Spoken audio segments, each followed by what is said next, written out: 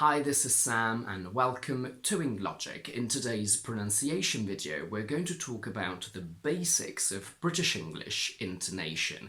Now, in the spirit of full disclosure, this is the one topic I do not like teaching in the slightest for a number of reasons. The first one being that it's a very vast and big topic with a lot of variations and deviations from the technical standard rules that we're taught. Intonation is heavily influenced by regional accents, but also wider accents such as British, American, Australian, and since American English permeates our lives completely, some of its elements, which I find to be different from British English, can spill over into British. Also, intonation is strictly connected to our individual personalities, meaning that people can play with it by adding extra emphasis or energy, resulting in a very wide range of possible patterns. We do have rules, which I will teach you, and I'll also tell you the ones that I don't particularly agree with, but I will be treading very carefully on this subject, and today we will start with a very gentle introduction, mainly by talking about stress sentence rather than the rising and falling patterns that you may have heard of, and we will expand on these topics in future videos. To be completely honest, it was never even my intention to talk about intonation in the first place, as I was hoping I could sort of skirt around it and get away with it, but a few subscribers specifically requested I shed some light on the matter, so here we are. The first notion that is always good to have at the back of our minds is that English is a stress-timed language, meaning that stressed syllables occur at fairly regular intervals, and unstressed syllables are reduced and shortened in order to fit this rhythm, which is what makes English a fairly sing-songy language. Italian, for example, on the other hand, is a syllable-timed language, meaning that all syllables take up more or less the same amount of time, and vowels are not usually shortened. This concept is the linchpin of all English pronunciation and intonation, as everything revolves around it and changes because of it, mainly by transforming most unstressed vowel sounds into a schwa.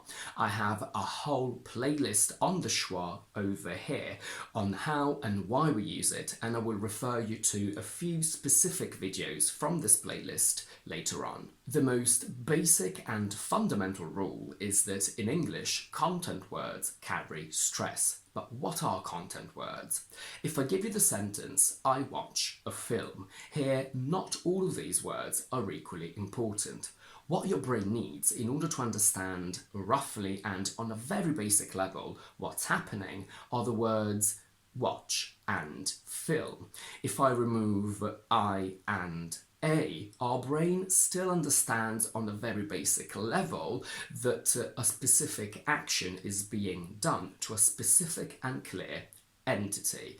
I know we don't really know who's doing it. It could be me, you, them, but it's still fairly clear what's happening on a very, very basic level. And it's still clearer than, for example, keeping I and film, because in this case we do understand there is a connection between a specific person, I, and a specific object, the film, but we don't know what kind of connection this is, because I can make a film, I can watch a film, I can edit a film, and through your brain it's more satisfying to know what's happening to the film, which means the verb, rather than knowing who does God knows what to the film, because let's not forget that in every language the verb is the most important part of speech around which the whole sentence revolves.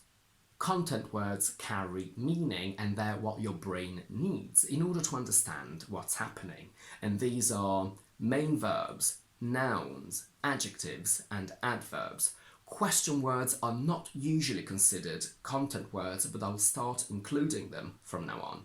All other words are called function words, and they connect words grammatically but don't carry as much information and importance as content words. These are articles, prepositions, conjunctions, pronouns, auxiliary verbs and modal verbs when they're not used as main ones, and the verb to be. Here you have a video on how in connected speech most function words change and reduce their pronunciation to a weak form because they're not stressed, and in the description I will link more videos specifically about modal verbs, auxiliary verbs and the verb to be.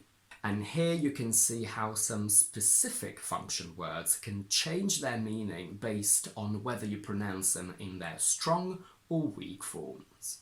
In this sentence, the content words are went and park.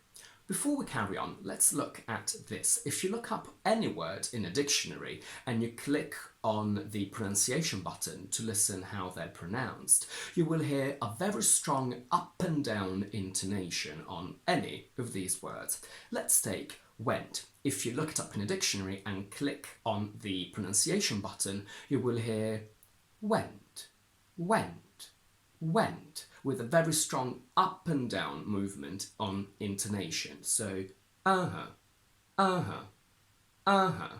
went, went, went. The same thing happens with park. Park, park, park. Why is this important? When we talk about intonation in a sentence and sentence stress, this up and down intonation that we hear when we click on the word went and park is the pattern that we need to apply to a sentence. We go flat on function words and up and down on stressed content words. So the sentence is read as, I went to the park. I went to the park. I went to the park. This way of applying intonation is very noticeable and very strong standard British. As I mentioned in this video over here on the difference between traditional RP and modern RP, whilst the up and down sing-songy melody on went and park stays, the more you accentuate it, the more traditional RP or posh you will sound. So, what you will hear in Downton Abbey or your listening exercises when you're learning English is a very strong I went to the park, I went to the park, I went to the park. Whereas in normal, everyday English, you would hear the same sing-songy melody, but it's a bit softer. We would say something like, I went to the park, I went to the park, I went to the park. That being said, in order to trick your brain into learning and absorbing English intonation, I suggest you practice the extreme version, and then when you speak normally, your body and brain will automatically adjust it to a more human and softer pattern. I'd say that in a sentence like, I went to the park, it's fairly natural and easy to get the right intonation pattern. But let's have a look at this seemingly easy sentence. Here, the only content word is talk. Talk. So we need to go up and down on talk and then flat on to me. So we say, talk to me, talk to me, talk to me, talk to me, talk to me. And these three little words are often all we need to understand if someone is not a native speaker, because Latin languages, for example, would stress the word me. So when we make an impression of how Italians speak, for example, we say talk to me, talk to me, talk to me, with a strong stress on me. In this longer sentence, the traditional strong RP intonation would be, I went for a walk and saw Tom. I went for a walk and saw Tom. In more modern and current RP, we would say, I went for a walk and saw Tom. I went for a walk and saw Tom. Or even, I went for a walk and saw Tom, with a slightly softer intonation pattern on Tom. Stressing function words is possible and it conveys emphasis or opposition. If we take these two as standalone sentences, we would stress bought and car and say, he bought a car, he bought a car, she bought a car, she bought a car. But in a conversation, I can say, he bought a car, and B says, no, she bought a car. In this case, you want to create opposition because I think that he bought it, but you want to tell me that she bought it. So what's important here is not what he or she did, but it's who, so he or she, which are pronouns, which technically are function words. But in this case, you must stress she if you want me to understand that the difference is substantial in who did the action.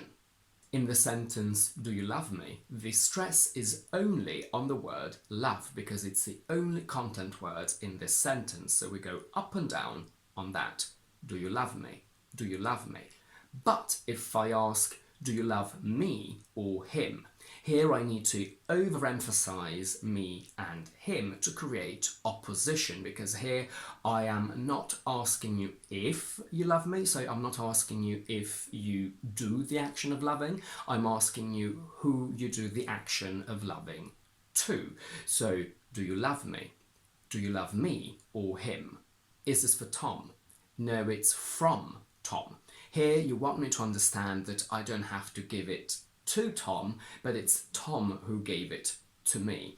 Normally this sentence would be, it's from Tom, it's from Tom, it's from Tom, with a normal intonation pattern on Tom. But because you want to stress the difference in the preposition, you need to stress from. It's from Tom. I don't want to cram too much information into one video, so I link here a whole one on how to stress phrasal verbs. Just as a quick, simple and general rule, when the verb is on its own, we stress the particle, go out, blow off, break up. But I'll let you have a look at the video to see what happens when we add content words to the verbs that can carry them. For example, when we add the light to the verb turn on. A few fun facts now. No and not are content words. So whilst in the sentence I can do it, can is a weak function word because it's only a modal verb and not a main one. So we don't stress it. We stress do. We say, I can do it. I can do it. When we use it in the negative, can't is a combination of can plus not. So that is a content word and we must stress it and we can't make it weaker. So we say, I can't do it, I can't do it, I can't do it. This means that nothing and no one are content words. Some, on the other hand, is a function word. So something and someone are function words too, meaning that they don't carry stress, whereas nothing and no one do. So we say, I saw something, because saw is the only content word, but we say, I saw nothing, because nothing is the second content word. I saw someone, I saw no one. Let's have a look at this. We have three content words that need to be stressed. Have, no, friends. We say, I have no friends. I have no friends. So we say, I can't go out with my friends because I have no friends. I can't go out with my friends because I have no friends. This is a standard way of pronouncing this sentence. But if you want to add extra emphasis and frustration, when we have the combination verb plus no plus content word, we tend to overstress the verb. So you say, I can't go out with my friends because I have no friends, rather than saying, I have no friends, which is the standard and emotionless option. So again, we say, I can't go out with my friends because I have no friends. Instead of a standard and emotionless, he gave me no choice. We can say, I had to fire him. I didn't have a choice because he gave me no choice. What he'd done was inexcusable. So here again, we have the combination verb plus no plus content word, so we can overstress the word gave. And that's it for today. If you like this video, please don't forget to give it a thumbs up and to subscribe to my channel down below. And do let me know in the comments if you have any questions about this gentle and easy introduction to intonation, and we'll carry on talking about it in my future videos. In the meantime, I will see you on Tuesday with another explanation video.